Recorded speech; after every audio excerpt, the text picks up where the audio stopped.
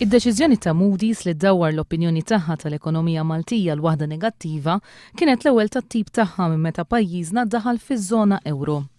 Din id-deċiżjoni ser tfisser imaxxijiet ogħla meta l-Gvern jiddejjen għax tonqos il-fiduċja fit-tmexxija tal-Gvern Malti. Edward Cicluna jgħid li r-rapport tal-Unjoni Ewropea juri li l-kriżi ekonomika affettwat il-pajjiżna minkejja li l-Prim Ministru dejjem ħeba dawn il-fatti. L-Unjoni Ewropea tgħidilna illi għax sar reviżjoni fl-istatistika, issa sentejn wara nsibu illi l-kriżi laqtet lil Malta daqs il-pajjiżi kollha tal-Unjoni Ewropea. Xejn iżjed u xejn inqas. Di ħaġa ma konniex nafu biha. It-tieni nett illi l-pakkett ta' stimulu ma kienx veru bħal ma naħsbu kbir, imma anzi kien modest ħafna għaliex l-Unjoni tajt illi l-Gvern ma kienx jista' jaffordi iżjed. Il-kellim għall-Finanzi Carmen Uvella jgħid li dak li għamlet il-Moody's huwa r-riżultat ta' problemi li bdew minn qabel il-kriżi internazzjonali.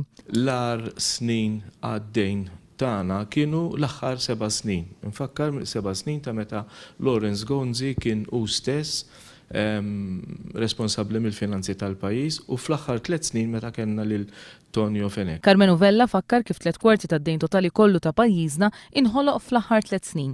Min-naħa tiegħu il-kelliem laburista l-iżvilupp ekonomiku Charles Manjon għalli l-fatt li Moody's qed titkellem dwar prospettivi negattivi għal pajjiżna jista' kien ikkawżat minn nuqqas fi tkabbir ekonomiku.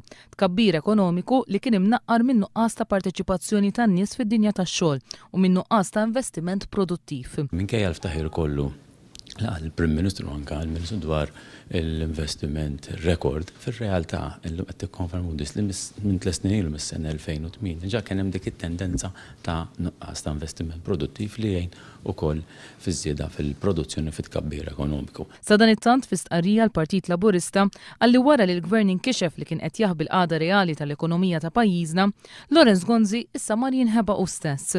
Minkejja li għaddew 48 siegħa minn mindu l-Moody's dawret il-veduta tal-ekonomija Maltija bħala waħda negattiva, il-Prim Ministru għadu ma tal-ebda reazzjoni kif inhi r-responsabilità tiegħu li jagħmel biex iserraħ ras il-familji Maltin.